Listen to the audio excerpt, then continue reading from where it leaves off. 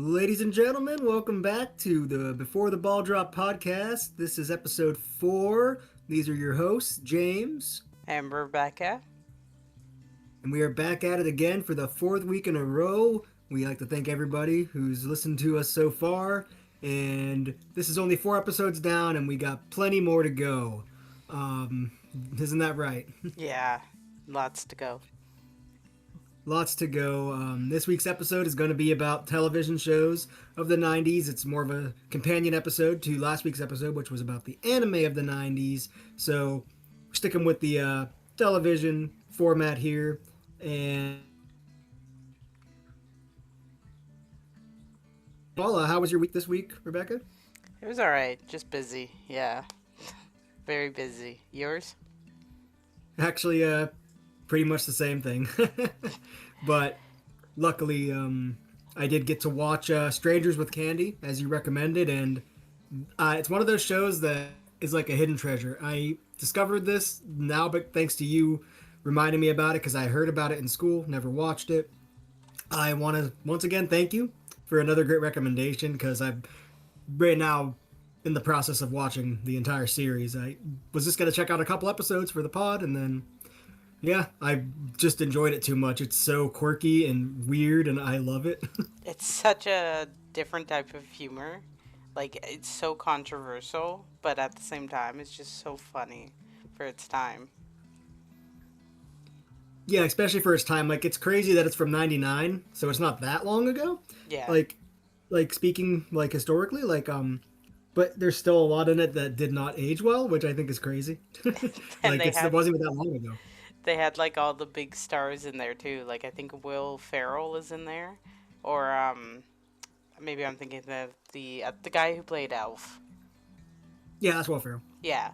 And then they had like Stephen Colbert, and it's just such a weird show. Like I can't even describe it to people. Like they just have to watch it.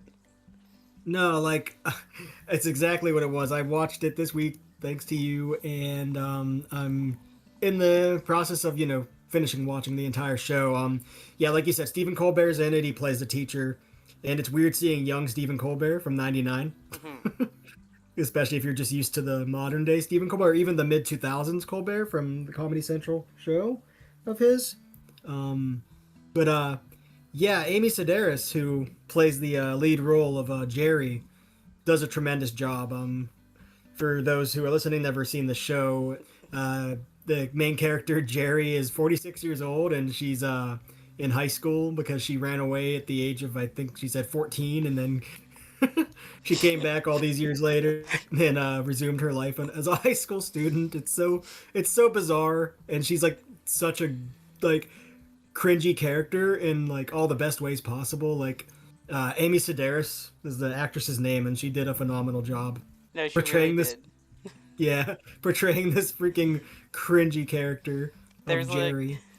there's like one scene that I don't know why I love it so much, but she's like trying to get in with the cool kids. So she goes and she breaks into a jewelry, like a shoe store, and she grabs these shoes and she just looks at the camera and she's like, I want to party with rich people, and then just takes off running. Such a Jerry thing to do. I'm like 4 episodes in right now. I'm excited to. I'm actually gonna watch the rest of the show and then the prequel movie that they made as well, because Yeah. I'm invested. I think it's super funny, and I genuinely enjoy watching it. Yeah, the movie isn't as good in my opinion, but the show is definitely worth it, worth a watch if you're into like really politically incorrect humor, is how I would put it. Yeah, it's a really funny show, and I've been enjoying it. I also did a little bit of research as well about it, and I think it's kind of neat to know that Amy Sedaris is married to Paul Danilo, who was the director of Strangers with Candy, Hmm. and also Paul Danilo also worked on the Stephen Colbert Show as a producer, and Amy Sedaris also voiced some characters for him on the Stephen Colbert Show. So it's those three are like a nice little tightly knit little team, which is always neat to see. Like I like seeing stuff like that. Yeah. And also a shout out to the art teacher as well. He's a great character. The one who, Yeah, he is. yeah. Oh Yeah. my god. I remember finding that show randomly too because my friend and I were having a sleepover and we turned on the TV to watch MXC. And Mhm. while MXC was on commercial break, we went to, you used to flip through other channels. And we came across this episode of Strangers with Candy, and it was just the most unhinged experience. Like, we had no idea what we were watching. Yeah, it truly is something like so out of left field, and I love unique things. Like it's like one of those things where like I've been doing a lot of writing recently and a lot of other like artistic ventures, and when I do art I like to look at the negative spaces and like fill those in, like spaces that aren't being occupied by other people, and I try to like be as unique as I can with how I approach things. And this is a perfect example of that. This show was definitely like created in that negative space, and I absolutely love the hell out of it. It's unique, and I want to recommend people to check it out. It's streaming on Paramount Plus if you are into the legal ways of like streaming something. If not, the high seas I hear are popular this time of year. Yeah, that's how I own it. The high seas. Arg. And, like, it's also an unapologetic show, so it wasn't afraid to be, cringy or stupid or politically Mhm. correct. Like, it was Yeah, just kind of a rare show for its time. yeah. Principal Blackman. Literally, Yeah. it's just a black principal Oh named my, Principal Blackman. It's like the most like ridiculous thing ever. the running joke too with the dad being dead. Oh, being like, A oh my god, vegetable. him being like frozen in place. The dad is, Yeah. oh my god, he's hilarious. Like low key, like might be my favorite character just because like every time he's there, he's just like he drives the car, he reads the newspaper and everything too, but he's always just frozen in place. It's just so stupid. I just love it so Gary's much. brother, Like the Gary's first, brother's yeah, the a brother's douchebag. really funny. He's such a douchebag, but like he's always like he's always like you're lucky dad's holding me back. Like and And then like or like whenever yeah, anytime like he's gonna get in a fight with Jerry and like like he has like his shirt caught on the doorknob, you're lucky this doorknob's holding me back. and It's like so the stupid. the first episode when she's like at the party and then she's like I can't remember the name of the family right now, but she's like the blank blank lost a daughter and I lost her Hmm. turtle. Which is the Yeah. greatest loss? We'll never know. Yeah. That was such a good one. Yeah. The girl freaking died of an overdose. Yeah. That was insane. Yeah, it was such a good show. So people definitely check it out because it's one of my favorite shows ever. Yeah, no, Strangers with Candy, an amazing show. And there was a show that I recommended you check a little bit of out that was a big part of my 90's childhood. And Wa- what was that? Walker, Texas Ranger. Yes, that So wasn't big in Canada, I'd no, imagine. Yeah. and I also had to sail the high seas for this one, so I couldn't because I don't have Apple. That's the only place it's Hmm. streaming on in Canada. Hmm. So I had to end up watching just clips of it. Um, but everyone knows who Chuck Norris is. So Chuck Norris Yeah. is like infamous for, his time. He was a huge deal. And I think that it's a really interesting concept and I kind of like it. And I want to watch the reboot of it with Jared Padalecki from Supernatural. Yeah, I did see that there was a reboot. It's something I didn't check out, probably just because of one of those like reasons where it's like like this was the art I grew up with, was with Chuck Norris, and I don't know if I could enjoy the same thing with somebody else because I really enjoyed it because it was Chuck Norris. I feel like because he's just so cool, Now, effortlessly. what was your experience with Walker Texas Ranger? Walker Texas Ranger was a show that my babysitter used to have me watch every week when she'd come over. So it was Supermarket Sweep. was a show that was on a game show where they contestants got like a certain like spending limit and they'd like go through and buy all this stuff in the store, and it was that, and then Walker Texas Ranger would be the two shows that she put on the TV and at our house. So I always knew like Thursday night wasn't a night that I would be able to play my video games until like later on, or at least until either before and after the babysitter left. But yeah, she'd come in, she'd bring her like a big cube of Pepsi. She'd drink like an entire cube of Pepsi. Like this old lady was like crazy. Her name was Nancy. But like she'd like drink like a whole cube of Pepsi, and we'd watch Walker and Supermarket Sweep.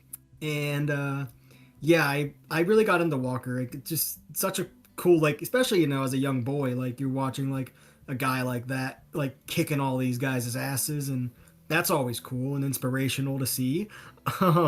For young girls as well, like anybody just watching that, seeing this dude like in all these unrealistic like situations. Like I feel like some of the ridiculousness in Walker puts a lot of the ridiculousness of other action movies and shows to shame, because like some of it is so cheese and so like so like unrealistic, and but that's what we love about those type of shows. Like this is like he's like superhuman, like he's can fight like 20 dudes at the same time. Yeah. My favorite episode is, I sent you the clip from that fight, the fight from that episode, the Dragonfly episode, where the former Marine officer steals he commandeers a gunship from one of the bases and uses it to transport drugs for a Mexican cartel. And Chuck Norris goes after him, and Walker goes after him, and the reason it's my favorite episode is because it reminded me of Metal Gear, which is a reoccurring topic on the show. I bring up Metal Gear a lot, and I haven't even got to the video game episode. Yeah. But yeah, him shooting the helicopter out of the sky with a missile, and then going on to what I interpreted it originally as a kid was he killed this guy with a death stare. Like afterward, after he shot the helicopter down, he fought him on the ground. They had their fist fight, and he wrestled a knife out of his hand and like stared into his eyes as the dude just passed away. But I think what's supposed to be what they're saying happened, they just didn't show it, was he turned the knife that was being used on him back and stabbed him with it. But that's not the way I choose to interpret that. I think he killed him with a death stare because he's Chuck Norris. Yeah, I mean, Chuck Norris is just badass, right? Mm-hmm. And we always used to joke in school that Chuck Norris could kill you with a stare, or, he could kill you with, like, one finger. Mm-hmm. So, I mean, that's pretty fitting for that. Yeah, it's funny, too. It was, like, way before any of that. Like, the memes and stuff became a thing. But, yeah, maybe that's where one of them originated from, because it does... You watch the scene, it looks like he killed him with a death stare, and it's fucking hilarious. And I choose to believe that that's what happened in that fight. Just keep that alive. Yeah, forever. That's how forever is gonna be. It'll forever be remembered as the episode where he became Solid Snake, and then also killed the guy with the death stare. Best episode of Walker Texas Ranger. Yep, because he's Chuck fucking Norris, dude. He's the GOAT. I can definitely see the appeal to the show, so I think my parents might actually have a couple seasons on DVD. So I'll have to double check the basement that we keep all our stuff in, and I wouldn't be opposed to actually watching more of that. Yeah, it's definitely a really fun show. If you're into that kind of like the old school action shows and movies, it's definitely good. I mean, I was a Lethal Weapon fan, so it kind of gives off the same vibes. Oh, definitely it is. If you like the Lethal Weapon stuff, you'll like watching Walker Texas Ranger. Yeah. I was definitely more of a, in the 90's at least, more of like a comedy person. So I watched a lot of the sitcoms. Yeah, 90's was huge for sitcoms. Of course, there's the, last week we talked about like the debate of, the animes, Pokemon versus Digimon. There was a similar thing that's still boiling today between two famous sitcoms in the 90's, which were Friends and Seinfeld. Yeah, the good old Which, Friends versus Seinfeld fight. yeah, which one do you prefer? Um, Probably Friends. Okay. Yeah. Yeah. So I was never really into Seinfeld. I didn't actually get into that one until a friend in high school showed me a couple episodes. But Hmm. it just wasn't. It didn't click with me as much as. Yeah. I mean, I didn't get into Friends until later anyway, either. But Friends definitely was more my type of humor. Yeah. I think it was the opposite for me. Like the kind of humor I always enjoyed was just like the offbeat and like different. Like I think Seinfeld's another example of an artist in Larry David who created it.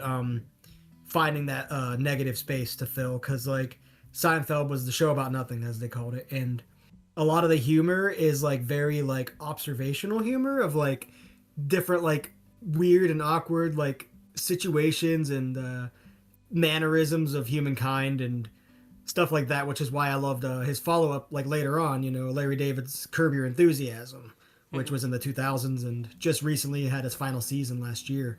um, Larry David, I think, is just a genius, and I get his kind of comedy, and I feel like he writes the kind of stuff for people who do like are like observational of things. Like there's so much weird stuff in Seinfeld and in Curb, but it's all like relatable stuff. Like it's like this is like real life situations, and like it's it can be cringe sometimes, especially in Curb Your Enthusiasm. Some of the stuff Larry David goes through and has happened to him, but it's all like you can identify with it. That's what I think I like the most about Seinfeld. I felt like like even as a kid, I'm like, I'm like this just feels real. I feel like these are real people.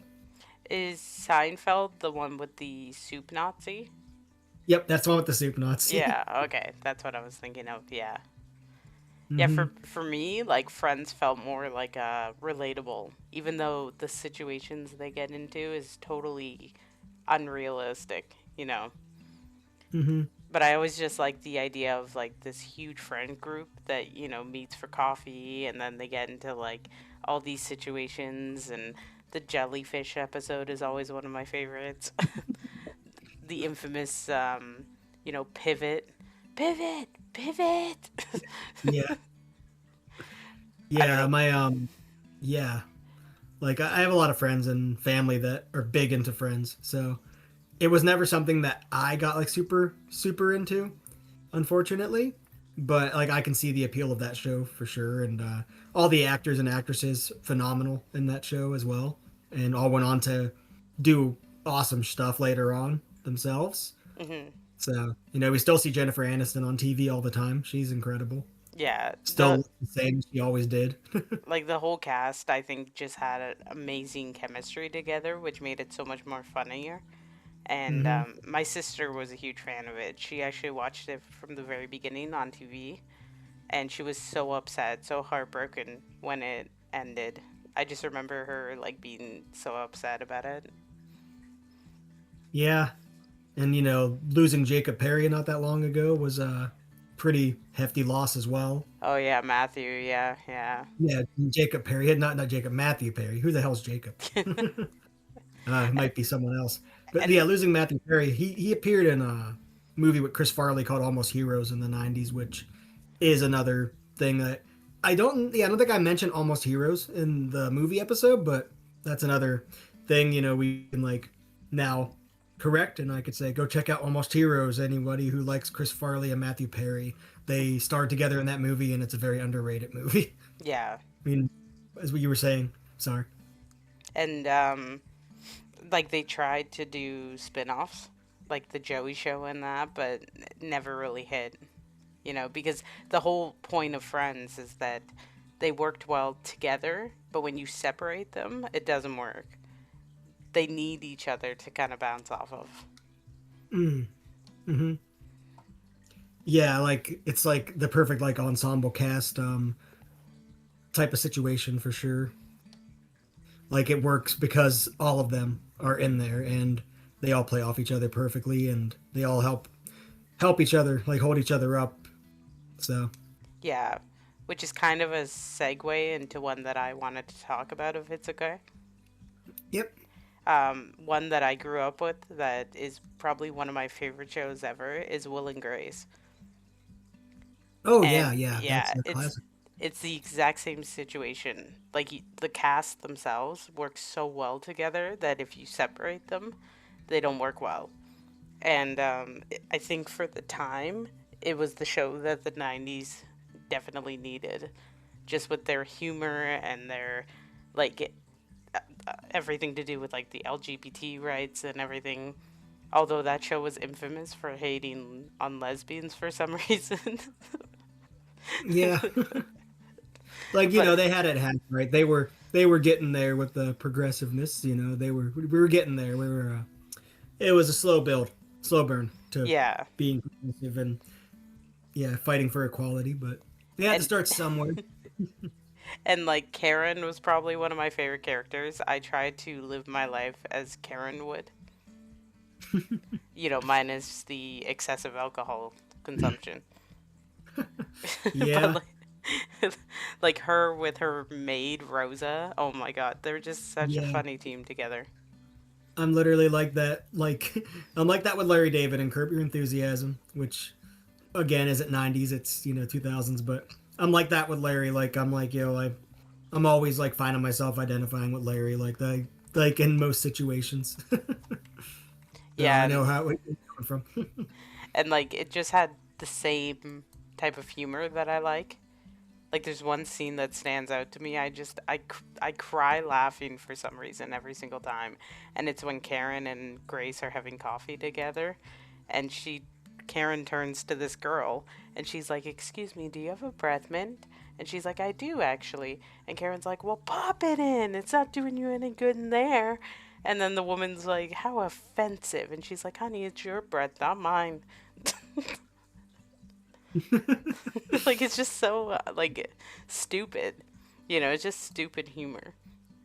Phenomenal. Like yeah, I love it. Like 90's was like such a like we talk about this every week again. It's another reoccurring theme is like revolutionary like for like so many like different things and the style of comedy we got in the 90's completely different than what we had in the 80's and Hmm. 70's and anything before it.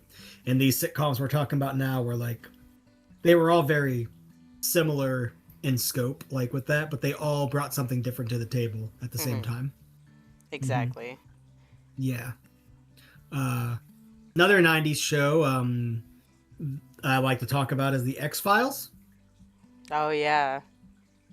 That there was a particular episode when I was a kid of the X Files that scared the hell out of me, and I showed it to my friend years later. It was called Bad Law, and it was about this like little dude who like was on like this little cart and like he's like scooting around and like he is like begging for money and like panhandling and some like big fat dude like made fun of him and like because of his wheels being squeaky he's like here's a few pesos give or whatever type of currency and he was like go buy yourself some WD-40 and like the guy like drops the money on the ground as the dude walks away so the way the sheet scene is shot this little dude is going to do something to the big guy and boy does he it's a really graphic scene where he's in the bathroom the fat guy is then he hears the squeaking wheels and he sees the guy from under the stall and he's like hey go away I already gave you money then you see him like get dragged by the little dude and like later on it shows the fat guy check into a hotel he sits on the bed and he's like the bellhop dude like is like talking to him I think and like the dude's just ignoring him and like the big dude's just staring like dead ahead and stuff and yeah somehow the little dude ends up ripping out of his guts like coming out of his stomach. I Oh my god. I kind of remember that. Yeah, it was so fucking wild and traumatic and my god it gave me nightmares for so many years but Bad Law is the episode of X-Files that I found myself going back to much like the Dragonfly episode with Walker Texas Ranger. What were your experiences with X-Files? I remember my mom watching that quite a bit in the 90s, and there was one episode that she says is her creepiest one, but she still watches it, like even Yeah. today. It's called Home, I think, and it has to do with the incestuous family and the mother who's like under the bed with all her limbs cut off, and they pull her out when they need to breed. Yeah, And I like remember that episode. it's so creepy because she there's like a song that plays with it, and my mom can never listen to that song without thinking about that episode, and just really creepy, honestly. Sort of like sort of like how like a lot of us can't listen to Tiny Tim's Tiptoe Through the Tulips because of Insidious. Oh yeah, I like that Yeah. song. Yeah, I don't know. Tiny Tim scared me. His music, his voice and music scared me before anything, before it was ever associated with horror. So just associating it with horror just made it like 10 times worse. And like, yeah, keep Tiny Tim away from me. I'm not. He scares me. I don't know why. I was just listening to him when I was driving home. Oh my God! If I heard him, I would just assume that like a demon was about to pop up. I like to sometimes roll down the windows when it's nice outside and then just blast it when I'm driving by people. That's awesome. But also, fucking, you're a menace for that. But yeah, my mom really hates that episode, but I really liked X Files because I was super into like aliens and everything like that. So X Files was like the perfect show for me. Yeah, they had X Files on Fox. So in addition to all the other shows that were on the Fox like lineup when I was a little kid, I'd see X Files every Sunday. I'd see King of the Hill. King of the Hill actually would come on, I think, right before the X Files because there's an episode of King of the Hill where he goes into like a segue for them. Like they're at the credits of the scene and like it's at the credits of the show and like Hank's standing there and he's like explaining about like what happened in the episode. I think it was the episode about his narrow urethra and he is like getting embarrassed and he's like, all right guys, I think it's time for the X Files now. It's funny. Like I always liked when they would do those type of references to other shows like that. King of the Hill though was like peak for me. I was a huge Beavis and Butthead fan growing up. So Mike Judge's two big shows of the '90s, which are now both back in full force in 2025, and it was a great year because of that. King of the Hill and Beavis and Butthead. You have any experience with both of those shows? Not so much Beavis and Butthead. King of the Hill was kind of one of the shows that I kind of just put on when I needed something on the TV because it would Yeah, play right after Simpsons. yeah, So I watched a lot of Comedy Network is what it was called, and that would always be on late at night. So I would just turn the TV on, but I never. It's not something that I go back to watch, if that makes sense. yeah, yeah. King of the Hill is one of my definitely one of my favorites. That was Beavis and Butthead. But that yeah, the whole animation domination block on Fox, which is what it became known as. It had The Simpsons, had King of the Hill, it had later on in the right towards the end of the dawning of the new millennium was when Family Guy came out, Hmm. and that was huge. I still go back to those first couple episodes of the episode seasons of Family Guy because you can't beat those original Family Guys. They were insanely good. Like some of the best adult animated comedy ever produced, I think, is in like the first 2 or 3 seasons of Family Guy. Hmm. So it's Um, definitely true. Um, Family Guy was one that we always had playing. I think it was again just another one that my family would put on, like as it came yeah, on after The Simpsons. But that was a huge one for my brother to watch. My brother really yeah, liked them. yeah. Family Guy's great. Simpsons, obviously, you can never go wrong with, especially the earlier episodes. I think there was so much like Simpsons stuff that I would like quote as a kid with my dad, and we still quote to this day. There's one reference that we made to one time. There was like a theme park. There's like they go to like a theme park in one of the episodes, and there's a ride called the Tooth Chipper, and it literally makes you like chip your teeth off like the bar and stuff. Hmm.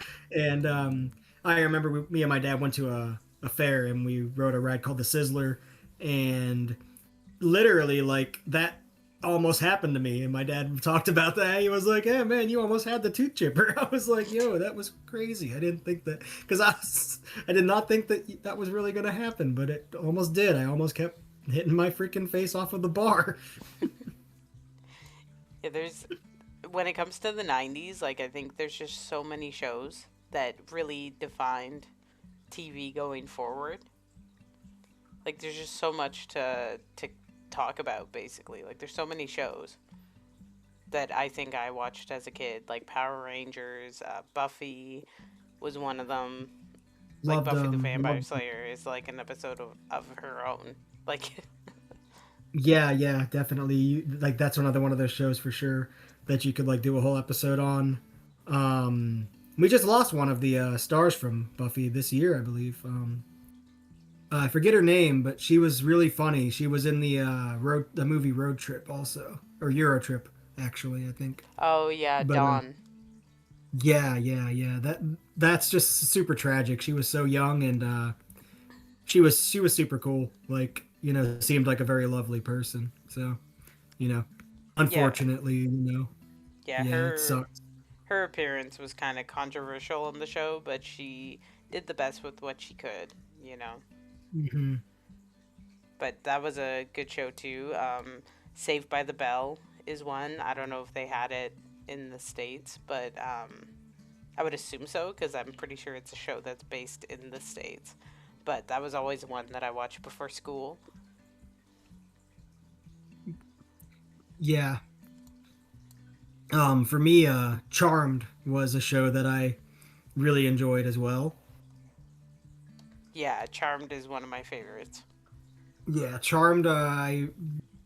I absolutely like got into it like I think later on though, but it's still worth talking about on the show. Because yeah, I remember the first three seasons we had Shannon Doherty on there Hmm. as Prue, and when her character was killed off, she was replaced by Paige, played by Rose McGowan, and I feel like it's like an unpopular opinion to be like, I liked Paige, like she was my favorite. Like I thought Rose McGowan like shined in that role. I think like she was like she was like made for that show. I thought Rose McGowan is one of my favorite actresses just based on just that portrayal alone of Paige and Charmed.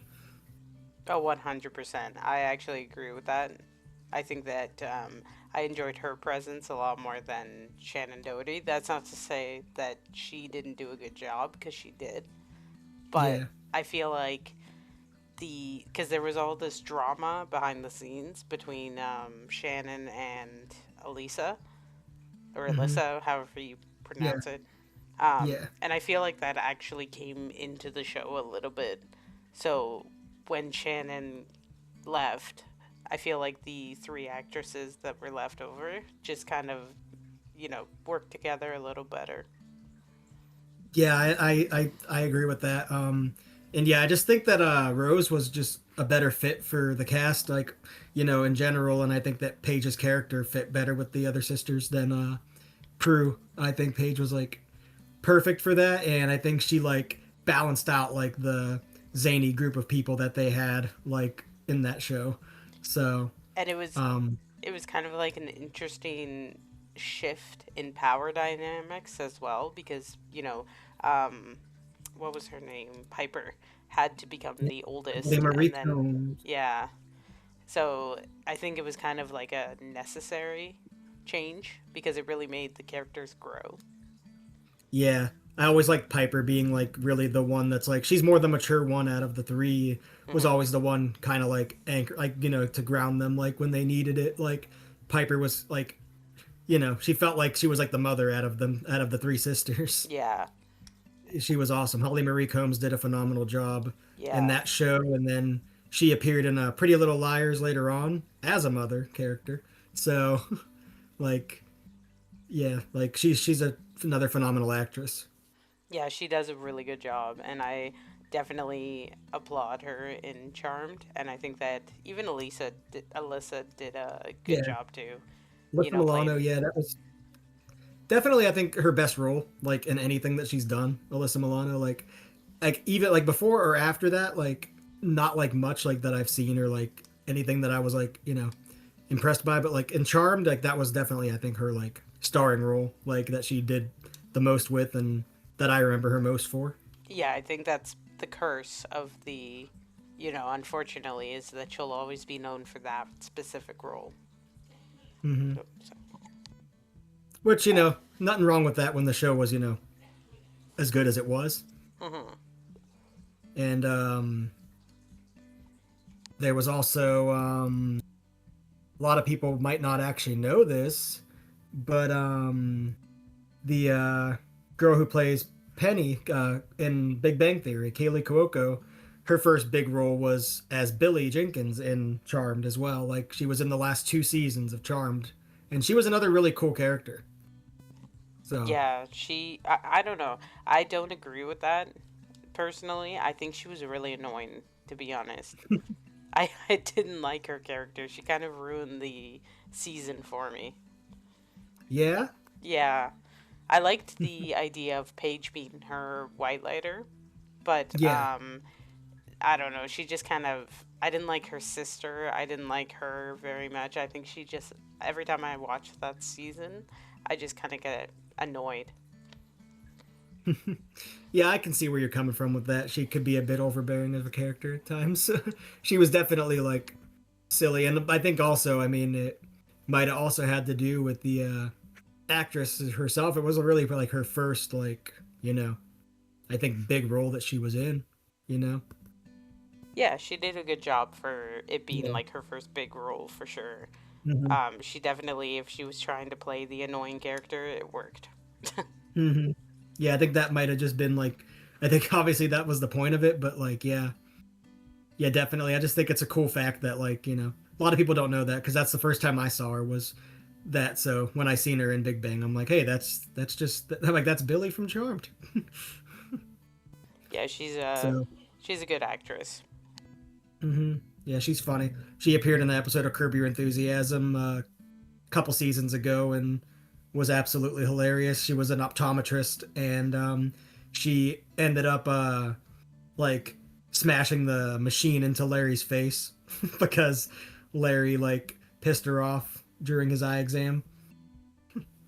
Shit was funny. Yeah, that was like the most recent thing I remember seeing Kaylee Cuoco show up in, and was just such a random cameo. Yeah, But Charmed was definitely a super fun show, and that's another thing like another series you could just like make an entire episode about because there's so much to talk about in that show. yeah. Same with Uh, Buffy as well. So Rose McGowan, shout out to Rose McGowan. She's this episode's shout out. Um, I wrote a paper about her in school, and it was all because of how much I enjoyed her performance in the show Charmed. Um, Another quick like fact about Charmed and another thing related to professional wrestling is there's a pro wrestler named Saraya who in WWE wrestled under the name Paige, and she got the name Paige from the Charmed character and was a huge fan of hers because they both have the same like chin dimple. Like they call it a butt chin, I guess, but like Rose McGowan and the wrestler Paige both have that, and so Paige like took inspiration from her, which is pretty cool because I was a big fan of the wrestler Paige. So I had like a YouTube account called PageFan424, which was originally a Charmed fan page. But years later, I was still able to use it for a wrestling fan page because I could just say it's Paige the wrestler then. So that was pretty cool. That's really funny. Yeah, so that's another little, sidebar and little factoid. Y- um, Yeah, like a lot of shows ended up being mainly on the Family Channel that I watched. So like all the cartoons, like Recess was one, and like Aladdin, the cartoon series, Hercules, the cartoon series. Um, mhm. just a lot of these cartoons that were really cool. Yeah, like the cartoons of the 90's is like there's so much to talk about with that between Cartoon Network and the Nicktoons shows. Obviously, rapid firing. We got the Rugrats, SpongeBob, Wild Thornberries. uh, Doug, like so many. Hey Arnold, the Powerpuff Girls. Yeah, the Powerpuff Girls was a big one. Arthur, Yeah, we can't forget Arthur. Arthur was can't one forget that I watched Arthur. every day after school. Yeah, I'd watch Arthur after school all the time as well. Lots of fun memories of Arthur. Yeah, there was always a good lesson to learn in each episode, which was good. Hmm. It's always good when a children's show teaches you a lot of like lessons. And Arthur went places that most shows didn't go. And holy crap! Speaking of that, did you ever see the episode about? Oh my God, they had like the. It was like the Confederacy type, like it was like talking about slavery and stuff like that, pretty much, I think and so. racism. Yeah. Yeah, there was they put the letter K on on Arthur's chest. Like it was like a they showed like some like little dream sequence where Arthur was like gonna get like executed, and like they put a K on his chest, and they're like he's a knitter, knitter, knitter. Like that was insane that they did something like that. Yeah, Arthur, Absolute. I definitely enjoyed it Parents, better when what it was the just like innocent, dealing with like bullies and that. Yeah, I was like, yo, they went straight into like racism and stuff. Like, Yeah, what? And like too close of like too close like with that word and like being like too close to. I'm like that. How did that like get aired? yeah, like they need to. This is where I stop watching TV shows, is when they start getting into politics.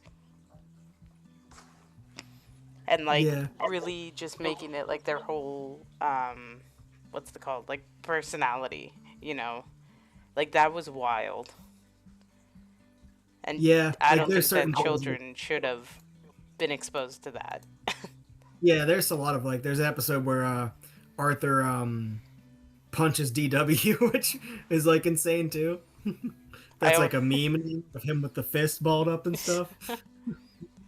like Like, like my mom and I always watch the Christmas Arthur special around Christmas time. It's just so much fun. yeah. Um, yeah, a lot of good like Christmas specials in those shows back in the day as well. Um, Another one of the cartoons, the Powerpuff Girls.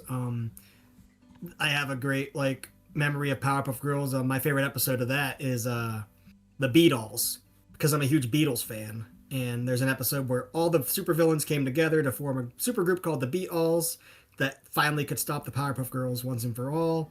The episode is completely full of Beatles references that in like if you're like a true Beatle maniac, you'll be able to pick up every single little one, and there's a lot of them.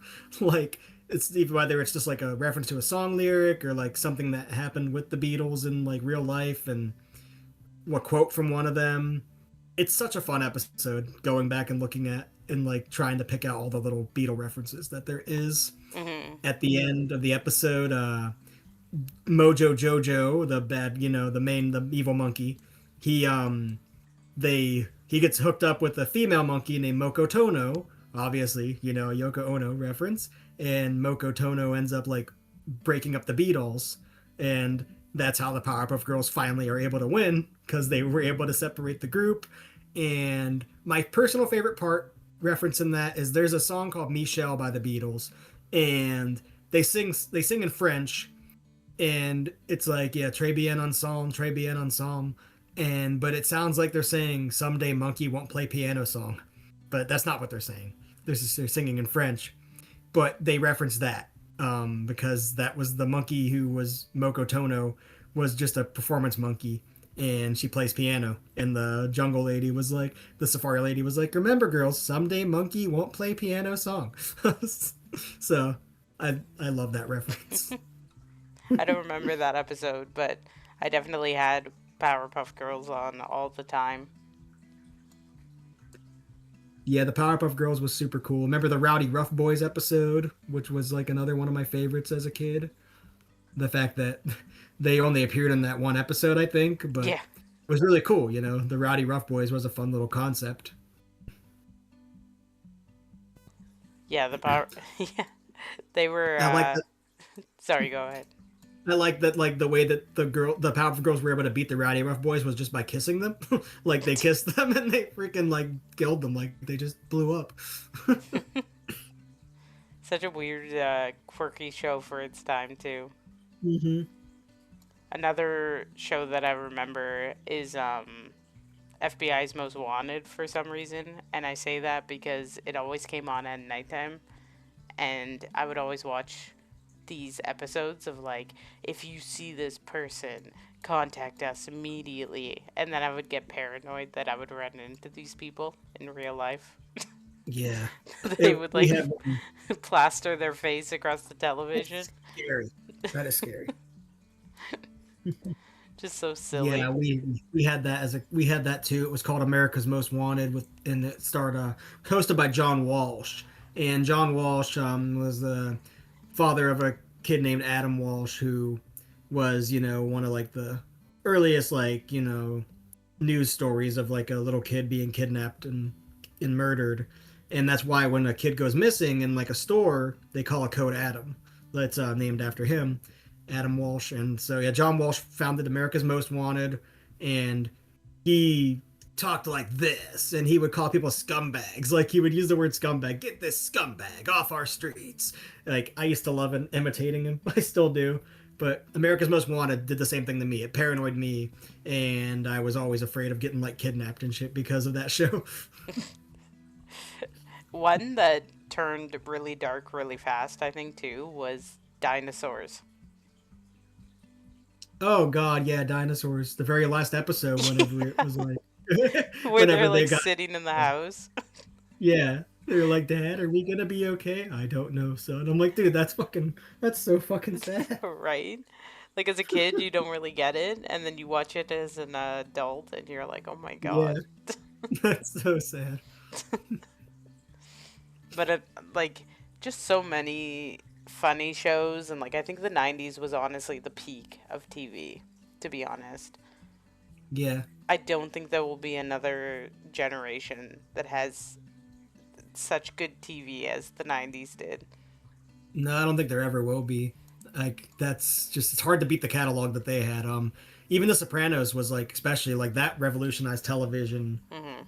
forever, and like especially like I think it was HBO, so like yeah, it really that was like HBO was already big, but Sopranos was like really like what like launched HBO like to a whole nother level and probably made them like billions more dollars and spawned so many similar epic TV shows like The Sopranos later on. Yeah, and the infamous last episode where people thought their TV was broken Hmm. because it just like ended suddenly, but that was the whole point. Like perfect writing, honestly. Yeah, I know that was yeah. It's like definitely like super ahead of its time, and it yeah it changed a lot for future shows going forward. Um, there what was the other show that I was going to bring up? There's so many from this time period. Of course, more cartoons like Courage the Cowardly Dog, Ed and Eddie, absolutely great. Like a lot of adult jokes in those shows as well. Hmm. Are You Um, Afraid of the Dark was a big one. oh, I loved Are You Afraid of the Dark? That was one that, even though it was like a kids show, there was some really scary stuff in that really would give me the heebie-jeebies every time it was on. Uh, Same with all that was Goosebumps. basically, yeah, Goosebumps. All that was basically a kids version of SNL, which is ironic because Keenan Thompson became Hmm. popular in that show, and now he's on SNL, and he's the longest tenured SNL cast member. So he got to be on both shows. The only person that was like a you know reoccurring cast member on both the shows, which is pretty awesome. Yeah, and like Amanda Bynes was really big around this time as well. The Amanda Show Yeah. was awesome. I always liked that she played like her own stalker character as well in that show. Like that was she fun. she was a good actress, and I'm so sad that they treated her the way that they did. Yeah, I know. Like she was so good, like and so well, like versatile in so many different like characters. Like she played so many fun different like characters on her sketch comedy show on the Amanda Show. And yeah, it just sucks. Like a lot of those child stars, they went through so much like trauma and so much like messed up stuff, especially Nickelodeon being like especially now, like all that stuff came out about like the pedophile dude that was like in charge of Nickelodeon for so many years and stuff, and Hmm. girls like Miranda Cosgrove and Jeanette McCurdy and stuff like that coming forward with like stuff like that they had to go through. It's like it's really sad, and it's like it sucks because it like really does like put like a dark spot on some of our childhood like shows that we watched, because knowing that there was that kind of like monster lurking behind the scenes. Yeah, yeah. I've watched recently the documentary on him, Yeah. and it's pretty interesting, but it doesn't surprise me, unfortunately. Hmm. Like yeah, it's unfortunate for sure. I think it's another thing with Ariana Grande as well, like in a girl who's gone through so much like bullshit. Like and like that obviously wasn't that obviously didn't help as well. She was part of that era like later on as well, like in like the 2000s like version as well, like of Hmm. Nickelodeon. So And like, um, unfortunately. a few, like two honorable mentions. I think that were, what's the word I'm looking for? Exclusive to Canada. I was going to recommend one of these, but I didn't think you'd be able to get it where you live. But one of Hmm. them was called Wind at My Back, and the other one is Road to Avonlea. Those Oh, I two, haven't heard of. Yeah, I haven't heard of neither of them. yeah, they're Canadian mainly. They were filmed in Ontario and PEI. And Hmm. I didn't really watch them specifically. I just have good memories of my mom watching them, and I would kind of just join her as we watched them. Yeah. But they were really good. Like if you're into like 1930s and like early 1900s stuff, they're really good shows. Really well directed. Yeah. They do sound like they'd be like really interesting to watch. So yeah, like that would have been cool, like to have checked out. But yeah, what probably would have been harder to find, like you said. Oh, they're very hard to find. Yeah, I don't think Yeah. I can find episodes of them anymore. Another one I wanted to talk about is Drew Carey show. Have you ever seen the Drew Carey show? I've seen episodes of it. Yeah.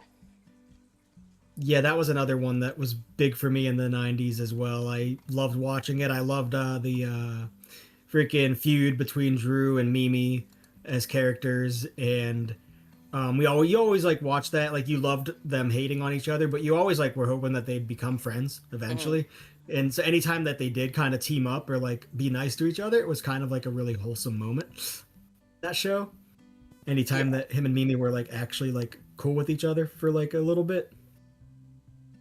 Uh, but yeah, Drew Carey show is one of the ones I really loved watching. There's a particular episode of that I like to talk about, and that's the Kiss Casket, where his dad died, and he ordered him a casket, and he accidentally ordered the Kiss casket. So it's like plays like music, and it obviously has Kiss, like, has them all over it, and that was a funny episode. That's probably my favorite one.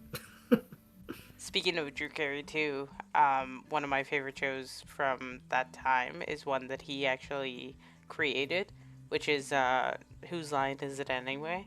Whose line is it anyway? An Such a absolute freaking funny, yeah. so good improv comedy at its finest. When we did improv in my acting class in college, I literally like that's all I thought about. I'm like, this is like whose line is it anyway? This is so cool. I can do this. I'm good at this. I was so excited to do improv because of my how much I loved watching that. I just I was ready. remember, yeah, sorry, go ahead. No, I was just so ready for it. So thanks to that show. Yeah, I just remember that show like keeping me up at night only because my mom would be absolutely losing it, like laughing. Her laugh could be heard throughout the house with the show.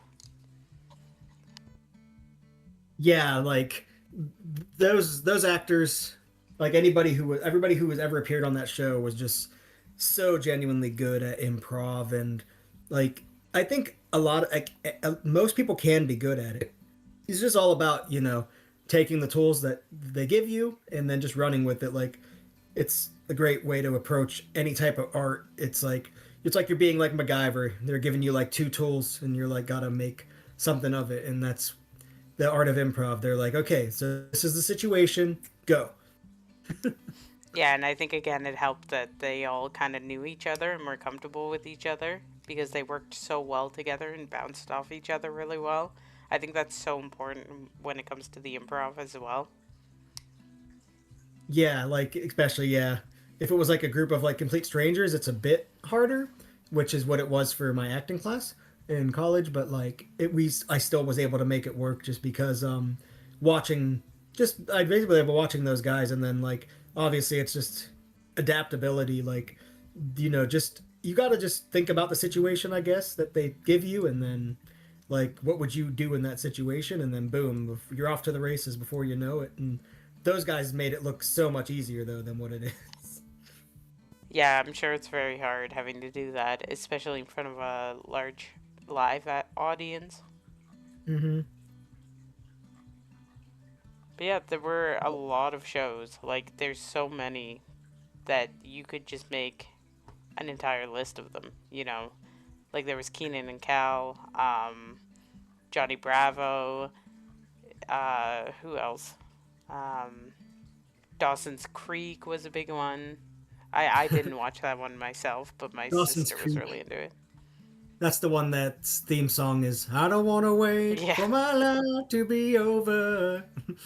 yeah, and That's like, iconic just for that theme song alone. and That's all like, I know about Dawson's theme. Seventh Heaven was a big one as well. I know that there's Hmm. been some controversy with the main actor, but it was always a good show, I thought. And see, that's what Yeah. bothers me when these shows have controversies behind them because, like, I can't go back and rewatch them because all Hmm. I'm thinking about is that controversy. Yeah, and you know who else was a huge star in the '90s that we haven't mentioned yet?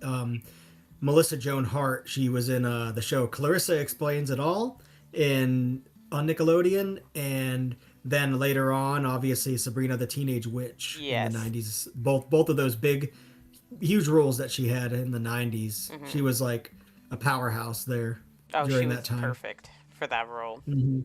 Yeah, I remember Melissa Joan Hart's a huge professional wrestling fan as well, and she's appeared on like WWE multiple times, like in the crowd and stuff. And I think there's an episode of Sabrina where, yeah, there's one where Kevin Nash comes in, and that's one of my favorite scenes where when he shows up at her house, like he's like this evil like overlord dude, and he's like looking for like one of his ops, I guess, and like he's in there, like it's really funny. Uh, it's a good scene, but yeah, Melissa Joan Hart was a great actress during that time, and yep, that's another wrestling related fun fact. I like to. So it's two in one episode, but Melissa Joan Hart's a huge wrestling fan. Yeah, I feel like my what do they call it? Spirit animal was definitely Salem. Hmm. Salem's just so relatable. Yeah, exactly. I love Salem as well. Another one that was huge around the time that because it went on for so long, was ER. ER, yeah, I do remember quite a bit about it. What are your memories of that show? My mom introduced me to it. She used to watch it all the time. It was like on her list. Every single day she would have to watch it. And I had the biggest crush on Carter. He was just so cute. And I was so sad when he left the show. And just like it really got me into the medical dramas that I watch today. I wouldn't Yeah, be watching like Grey's Anatomy or anything like that without ER. yeah. There was actually a show I remember watching at my dad's house that was like like a reality show. It was called Trauma: Life in the ER, and that was traumatic to watch. No pun intended. because I remember the first time I ever saw the show, they were extracting a cockroach out of a woman's ear, and that was freaking painful just Oh to yeah. even look at. Yeah, I remember Like, that. oh yeah, like so like when I think of ER, I think of that show, Trauma Life in the ER, which was just like real life medical like emergencies in the emergency room. And I was like, some of the stuff that they showed back then was absolutely like wild. Yeah, another I really like the dramas. So there's like huge ones for me that are like I think Skins was one of them, but the British one, not the American one. I think they tried to do an American one and it just wasn't good. But Yeah, like um Degrassi ran from like the 80s into 2022, I think. So that was like a long running show. yeah. Degrassi is where a certain rapper, became famous in. Yep, good old Drake. Yep, and that And it was was, based in Canada as well. yeah, it was actually cool. I've been to the school that they filmed at. It's cool to like go back and see certain areas of Toronto that they filmed in. Yeah, I remember watching a little bit of Degrassi back then too. It was an interesting show. Another one too is like Popular. I don't know if you ever heard of that one. I've heard of it, but I don't have much experience watching it. Yeah, that was a good one. That was just like a teenage slice of life one. Yeah, so So like many another, shows. Yeah. um, the Rugrats, obviously like that cartoon had a lot of like crazy episodes in it as well, and funny little like quotable moments as well, like the episode where they become grown ups, and like it's like they want to know what it's like to be grown ups, and like it's them like as adults, and they're like going to work, and they're like Phil and Lil are there in the one room with like brooms, and they're pushing like big stacks of paper. They're like, "The boss got us pushing papers." And when they go to punch the clock, they literally punch the freaking clock, and it was a funny episode. Like I loved it, Yeah, the but like I love Rugrats. everything. Rugrats is so funny. Rugrats was definitely like a iconic show for the kids. Hmm. Yeah, I mean, I stand by my opinion that the 90s and early 2000s were the best for the shows ever. I don't think that there will ever be another time period for that. No, I absolutely agree. Like just looking at this catalog of shows, and there's so many we've talked about and we like went into detail about, but there's still so many more. Like there's Daria, which was spawned off of Beavis and Butthead's popularity. Daria was a reoccurring background character in the Beavis and Butthead show, and the creators of Daria show were like, "Hey, can we use that character to make our own show about her?" And Daria became an icon, like sarcastic, freaking witty, like everybody, like so many girls I've met, like they're like they want to be like Daria.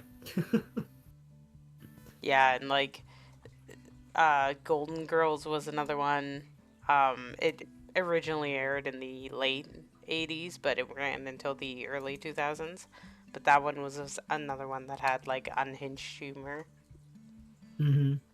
The Wonder Years, like just so many. Boy Meets World was a huge one in my Hmm. household.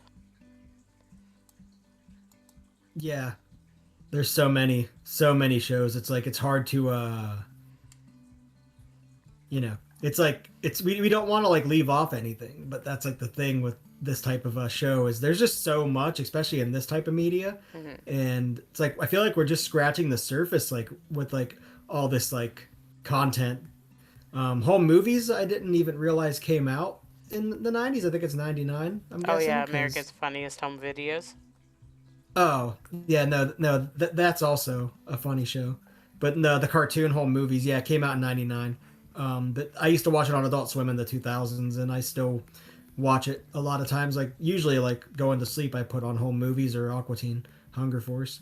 Um, But yeah, Home Movies was really funny. It's about this kid named Brendan Small, and he's into making obviously home movies. He like him and his friends make movies for like school, and they have a coach named Coach McGurk who's a soccer coach. And if you've seen Archer or Bob's Burgers, it's that same voice actor who with the same deadpan delivery of like his lines. And Coach McGurk is like hilarious. He's like my favorite animal actually. Yeah, and there's like the Power Rangers, of course, is an iconic one. When the movie came out, I watched it probably like 16 times in a row. Yeah, the Power Rangers was one of those ones that I watched at nauseum as well, like all the time on the videotapes that I had, and was super big into the Power Rangers. Obviously, what kid wasn't, right? And of course, we can't forget about South Park. I think South Park was like one of the most iconic shows of the 90s. Yes, that's the one that we couldn't forget. That's from '97, which was the perfect year. I think 1997. When you think about what's the best year in the '90s, I'll say 1997. 1997 gave us Final Fantasy VII, and it gave us South Park. It gave us the best of both worlds. Absolutely amazing. I remember my dad not being big into South Park, but even my dad laughed at the one scene because I remember renting a video of South Park when I was at his house the one time. He thought it was stupid, but he still quotes the one episode that he saw with me to this day, and that's the episode where Jesus and Satan have their boxing match. And like it turns out that like everybody would bet against Jesus. They were all betting on Satan to win. They didn't believe in him. And I think it was Jimbo. He was like, "Well, he does got a few pounds on you, Jesus." It's funny. Yeah, the South Park was probably one of my favorites. That was one that my parents didn't like me watching, but they didn't stop me from watching it.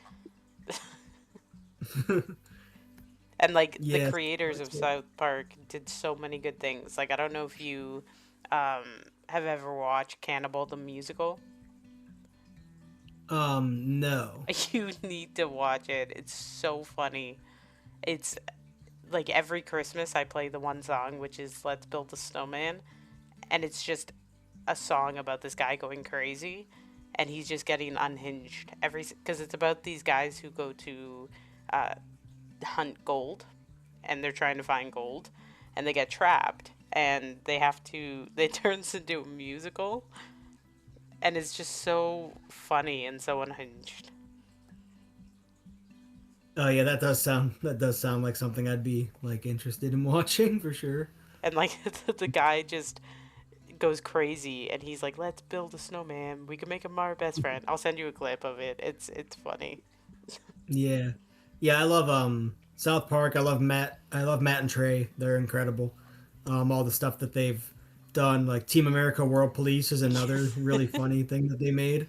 Yeah, Um yeah, Matt and Trey are phenomenal. South Park to this day is still one of the best shows ever. It just like and it stays like they stay the same. Like South Park's always, the way it's always been is like, it's always been a commentary on like things that are happening in the world, and that's what I love about it. It's always been so topical, and it still is to this day. Even in the latest season, it's topical. Like that's in the very recent episode, literally was about 6-7. Like like any like I like how South Park's always kept up with like what was happening in the world at all times.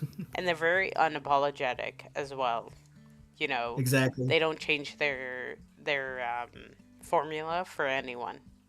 Yeah, they're literally like in their equal opportunity offenders. Like they'll offend everybody like at least once. Like so I think that's cool too. Yeah, South Park was definitely one that I take inspiration from when it comes to like free speech and writing. Yeah.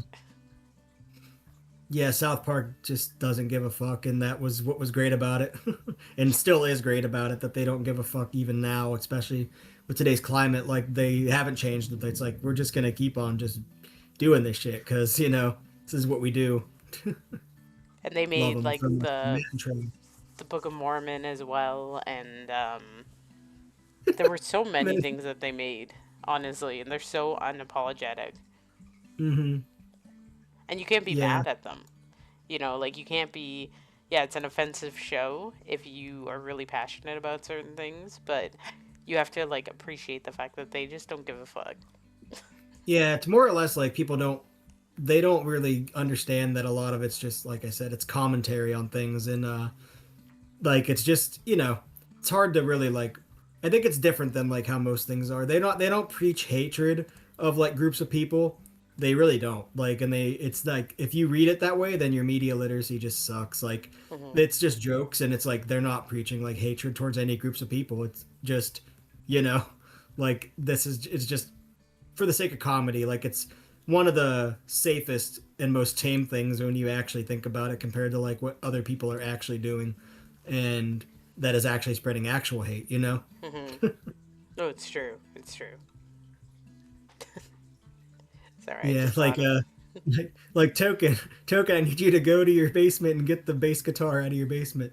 I don't have a bass guitar. Token, your family's black. You have a bass guitar. Like, like it's yeah, it's funny. Like and like it's not like nobody's really offended by South Park, I feel like, Oh no, It's and the just people that are understood that just don't yeah, understand. yeah, I think it's understood that that's just the comedy of it, and that's how it's been since the beginning. They've been doing this for almost 30 years now, Hmm. so I'm glad that they, never got thrown off the air and that they're continuing to this day. I think they were threatened to be discontinued at one point, but they really fought it, and I think they won. Mhm. Well, Yeah, obviously. I think one of my favorite stories about South Park will always be the day that Matt and Trey completely had to like make an episode like in one day because they forgot that the new season was starting that the week that it was starting. Like they didn't even remember that they were supposed to do a new season until one of them went on their Xbox and they saw like the advertisement in the corner on Xbox on the news thing that new episode of South Park is debuting this week and they were like, "Dude, we haven't even started like that." Anything for this season and it's due this week so they literally had to like rush an episode out for that week like that only Matt and Trey like would be the ultimate procrastinators and be able to push that out still Right. and that just it's just like such short notice just oh crap they had like 2 days to make it and they did so that's pretty impressive and I think the low budget like drawing of the characters and stuff makes it easier as well obviously too for Yeah, them to make the episodes. and their games are good too because they The actually games are like, yeah, they actually put a lot of thought into them. yeah, you can tell that Matt and Trey grew up playing like RPG games, like the Final Fantasy games and other stuff, because like you could tell they're very passionate about RPGs, like turn-based RPGs. When with the Stick of Truth and the Fractured Butthole are like two solid, two. When I say they're solid RPGs, I literally mean they're like two of the best RPGs I've ever played that are non like Final Fantasy and non Persona, like Yeah, RPGs, like super good games. yeah, they're funny too, very Yeah, funny. and yeah, it's got the same humor of the show, and mixed with that RPG combat, and like it was just perfection. I hope they make another one because South Park Snow Day was not it. Like that was not a good game. Yeah, I played that for like So 10 minutes, and I was like, no, this isn't it. no, they wanted to try something else though. So, but I hope that they go back to making RPGs eventually again because Matt and Trey are good at that. Yeah, but yeah, that's. I mean, we've only scratched the surface. There's so many shows, and I mean, anyone watching, obviously tell us your favorite shows from your childhood in the 90s. Maybe we've mentioned it, maybe we haven't.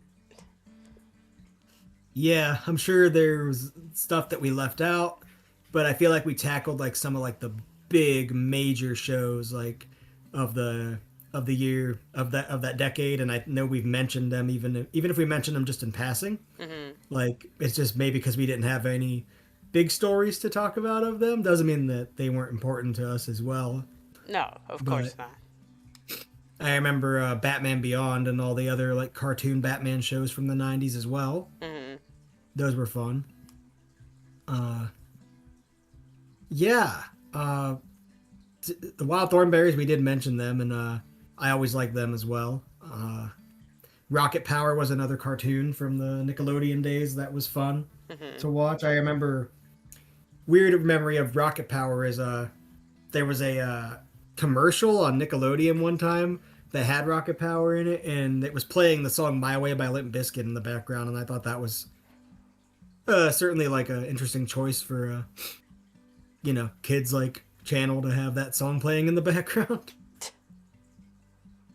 Yeah, I never saw the Wild Thornberries. Animaniacs was always on my list. The Animaniacs was amazing. Yeah.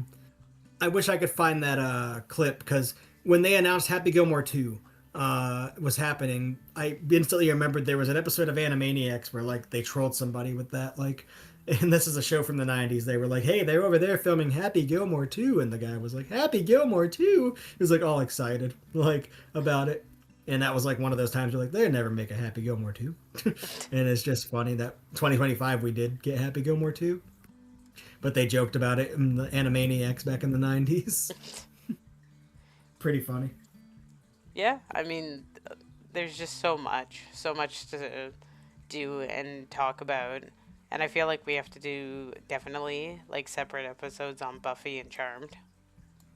Oh, definitely. I think that's a great idea, along with all the other like things that we're planning on doing as well as like to take the show like once we get through the initial run of the episodes that we chose for the Hmm. season. There's so much more we can expand upon, and so many special episodes, and there's a lot, and it's exciting, honestly. Yeah. What is do we know when next week is gonna be? Do we want to do the video games finally next week? Yes, I feel like that one's going to be a very big one. Yeah, it's gonna be huge. Like Yeah. that's gonna be a big one. Um, I'm super excited about it. Obviously, that's like I'm not gonna say maybe in a way like it was like the big episode that I was like been thinking about for like weeks, and we've had like weeks to really mentally prepare for it because like and we've mentioned the video games on all four episodes so far. So Yeah.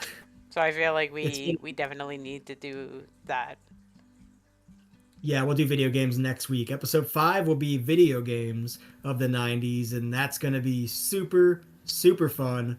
I was excited enough for this one and the anime one and all of them actually. Like, but I feel like the video game one. I mean, look at our logo. Our logo is like plastered full of video game controllers. Yeah. Um, like that's like something obviously that it's no secret how passionate we are about video games. So Yeah, I think I spent more time playing video games than I did watching movies or TV or anything like that. anything else, exactly. Like no doubt about it. Besides my childhood love of wrestling, video games was the other major focus for me. Like in school, if I couldn't relate something back to one, I'd relate it to the other. Like anything in school, it's like any paper I'd write or any project. If I couldn't relate it to wrestling, I'd relate it to video games. If I couldn't Hmm. relate it to video games, I'd relate it to wrestling. Like that was just how it was for me. Yeah. No, it's completely true, and I'm very excited for next week. Yeah, I'm super excited. Next week will be the video games episode. Um, we'll have to think of like something to recommend each other, even if it's like we either watch a let's play or like we actually play it, Hmm. or like do some research on it at least. But yeah, we'll think of stuff because I'm sure there's like a game that neither of us have played, like that I haven't played that you've played, and that vice versa from the Yeah. 90s. Yeah. Oh, So, 100%. hmm But yeah, so yeah, that's gonna exciting. That's be. gonna be a great episode. It will be. Yeah, that will be a great episode. But I But think that pretty much wraps up the TV one for now, because again, there's just so much to talk about with the TV. yeah, and I think we did do a good service like to to these shows by mentioning them, and I tried not to leave any of the pivotal ones, important ones out. Hmm. So if I did, I do apologize. We're only human here, and there's so many shows, to talk about. The 90's So was just polluted with shows. yeah, it was just an insane hodgepodge of like different different shows and like things that these shows, most of these shows are shows that you still see plastered on the Netflix, like home screens and stuff like that. So they're still popular now than ever, and that really speaks to like the longevity of these shows from the 90s. Lots of people are just now discovering these for the first time in 2025, and Hmm. that's really cool to see that, Yeah. honestly. And the fact that these shows still hold up that long, like later, is pretty cool as well, and a testament to the creators of these shows that were obviously ahead of their time. Very much so.